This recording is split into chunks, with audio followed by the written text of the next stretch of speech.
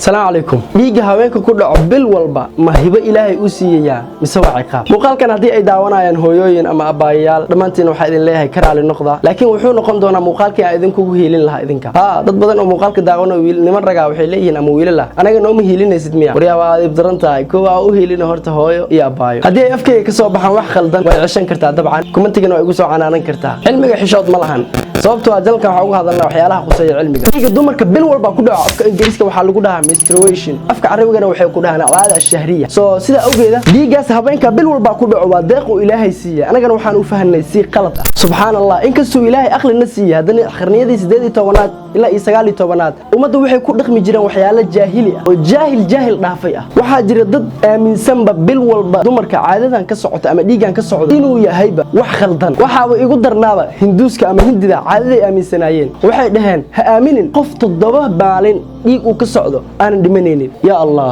waxaan ilaahay ugu talagalay wallahi habeenku waa la dulmiyay Abu Jahl uu duugi jiray caadi uu duugi jiray dumarka dadka qaar waxay sameyn jireen hooyo ahaato habaaya ahaato waxay rataa ahaato markuu dhiiga ku dhaco waa la fogan jiray waxa la geen jiray dhulka saxarada waxa loo geen jiray cunto ku filan ilaa ay dhiiga uu ka soo dhamaanayo iska haysato meesha ku cunaysa meesha ku noolaanaysa waxay aaminsan waxay ku leeyihiin dhiigan ka socdo dumarka bil walba ka imaanayo oo cunugu shaydaanka leeyahay subhanallah hadala aan bees lahayn iyo qof kasta khuraafaad u sameystay meeqa gabadha ku dhiman karto waxa soo dhanna waxa u geystay wax kale ma waa jaahilnimo meel ay ka gaareen daawada waxa laga yaabaa adiga muuqaalkan daawanaya inaad u aragtid wax aan macnaa wax weyn inaysa ahayn laakiin hal su'aal ku weydiinaya hal mar ila fikir bal jaahilnimada dhibaatada ay leedahay ma taqaana ilaa ay waqtiga la joogo waxa jira dad ilaahay maskax iyo aqli uu siiyay laakiin ilaahay hada islaahayaan waxa dhib oo ka iman kara bil walba dhacaan waxaas bil walba ka imaadaan dumarkee maxaa dhib oo meesha ku jiro dhibaatooyinka laga kulmo waxa kamid ah dhiigaas dumarka bil walba ka imaado ayaga fahmi kara laakiin waxa kamid ah dhibaatooyin caafimaad oo ayaga u imaado mid nafsi ahaanba si qeyr mas'uulnimo hada ula dhaqanto dhibaatooyinka aad iyo aad ay u farbadan yihiin oo ka iman kara daawadayga sharafta leh waa dareemi kara markii mowduucyadan oo kale aan ka hadlayno waxaan niyad iska dhahdaa waa ceeb waa xaraan waa dambi xeelahaas niyad iska dhahdaa laakiin daawada maanta waxaan u baahanaa inaan qaadano wacyigelin oo dhameystiran wali marka qaarna waxa lagu leeyahay ba aamus ha sheegin waa ceeb waa qarso haba sheegin ba inay jiraan xitaa iska aamus laakiin waxaan ka aamusi karna maaha ilaahay subxaanahu wa ta'ala quraankiisa ayuu ku sheegay nabigana wuxuu bari jiray dumarka markay xaaladahaas oo kale ay galaan sida loogu baxo waa fahmi karaa hadii aad muuqaalkan daawanaysid aad hadda qaybtan amaraysid aad xishootay xoogaa laakiin waxaan ku leeyahay waa qadiil caafimaad lagama aamusi karo ninka raggan waa loo baahan yahay marka qaar inuu barto waa xishoon kartaa wiil ama gabar xishoodku waa wax jir waan xishoon kartaa laakiin muuqaalkii inta ugu badan wuxuu ahaan doonaa wax ku saabsan cilmiga qaarkood xitaa ma jecla su'aalahaas oo kale inay ka jawaabaan in la weydiiyo ama xitaa inay iiga wax weydiiyaan ma jecla su'aalaadka ku saabsan iska fahmi kartaa wiilashan waxay ku leeyihiin anima ay u dhacaan wax ma iiga gal daawadayga sharafta oo wiilka oo daawanayo waxaan ku weydiinayaa wili ma aragtay walaashaadu hal mar moodkeeda isbedelay shib ama hooyada ay ka muuqato hal mar niyad oo xoog leh waxaan soo gaarnay xaasliyaalka wiliga ma aragtay xaaskaaga oo maanta u baahan energy dheeraad ay haysaa waxay u baahan tahay cuntada cuni jirtay mid ka badan waxaad aragtay maanta inay iska xanaaqsan tahay bilaa sabab waxaad aragtay maanta wax aad sameyn ugu nabay mararka qaar kood ma aragtay inay kula dagaashay rabtaa without reason bilaa sabab ay kula dagaalaysaa wallahi UK waa arkay darada ugu dambeysay bilaa sabab ay u xanaaqday xitaa baaqulay lagu soo tuuray waa kaas waa ila haysaa daawadayga sharafta leh waa waqtiga ay ku jirto isbuuc al-muruurka ama wax yar ayaa ugu dhiman inay gaarto isbuuc al-muruurka sababtaas ayaa mid keenayso waxaana lagu magacaabaa hormone imbalance wuxuu sababayaa dhiig ku dhaca caloosha gaar ahaan raximka daawadayga sharafta leh maanta waxaas baranooyo meeshaas waa meel aad iyo aad sensitive u ah hal mar aan ka dhaxgalay UK waxaan ku weydiinayaa maxaa way dhibaatooyinka psychological-ka macnaa nafsiyad ahaan ay la kulmi karaan ayaga akaaga jawaab la ilaa ana waa ku jeclaa UK waxa imaata way dareemaysaa ku dhahay su'aasha waxa ay weydiinay xilli ay ku fiican tahay APA waxa laga soo gaabiyay American Psychological Association waxay sameeyeen baaritaan ku saabsan caadada bishii dumarka hal mar ku dhaca maanta nin baa tahay xaaladda hooyada ama abaayada ama walaasha ama xaaskaaga ay ku sugan tahay waxba kama taqaanin waa ku baraa buukii qalin soo qabso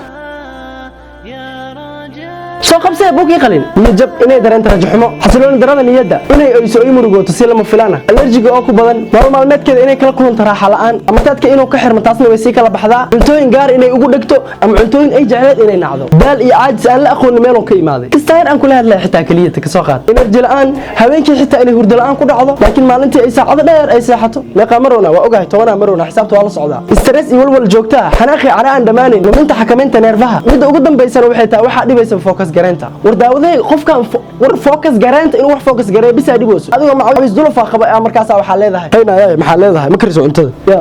marka maad dhaqso ma qofka waxa soo dhibaatooyin qaba ka waran aadan ka dareemayna hadana soo military ma way ku adeegaysaa dharkay ku dhaqaysaa cuntay ku karinaysaa wax walba aad rabtay ku sameynaysaa marka qaar way kula qoslaysaa dhibaatooyin baa haystaan ku soo sheegay dhibaatooyinka aan hadda soo tirinayo dhan qofka haysta waa ayada sida ay tahay ilaa ay hadda ma ka dareemaysid soo military ma qofka tusaale yaraan ku siinayo waan ku soo afmeeri doona insha Allah maanta qof xabad ku taalo dhaawac waaye meel buu ka duleelsan yahay dhiig baa ka socda xabad baa ku taala oo dhiig baxaya ka waran hadii aad qofkaas aadii adeeg dhahdo wuxuu u baahan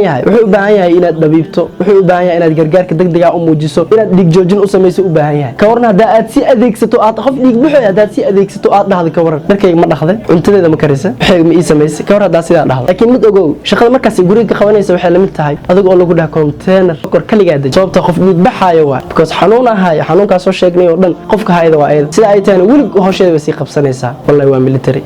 mid aan la yaabo daawadayga waxay tahay habeenkeena Soomaaliyeed 40 sano meeshay ku gaaraan mid walba dhabarka xanuunay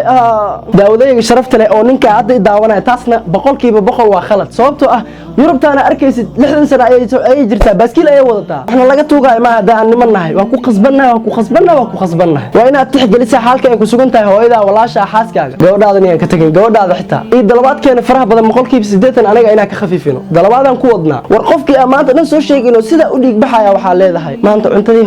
hore loo karin jiray igama hayso adeeg dheeraada keenaya waa inaad karisaa cunto kale waa inaad ka khafiifinaa dalabaadkaas hadalkay khaasatan wuxuu ku socdaa in loo naxariisto gabdhaha teenagerka 15 ilaa 18 inta u dhaxeeyo waa marxalad ku cusub mana yaqaanaan si looga baxo waa wax xanuun leh xitaa waa wax la qabsigiisa ay sheeka adag ee tahay daawadayga sharafta leh mawduucan waxa uu arkay inuu yahay mawduuc muhiim ah sida awgeeda ayaan u doortay inaan ka hadlo mawduucan si qaas ayuu noo saameynaya waana inaan baranaa inaan u dhimrino dumarkeena markii ay xaaladahaas ku sugan yihiin waayo dumar gabadhaada hooyadaada walaashaada iyo xaaskaaga xaaladaha qaar ayaana si gooniya ii soo gaaray wallahi billahi iyo tallahi masajida qaar markii aad akhriso ay ku soo dirayaan gabdhaha teenagerka madaxaaga caadiga ciraa ka soo baxayso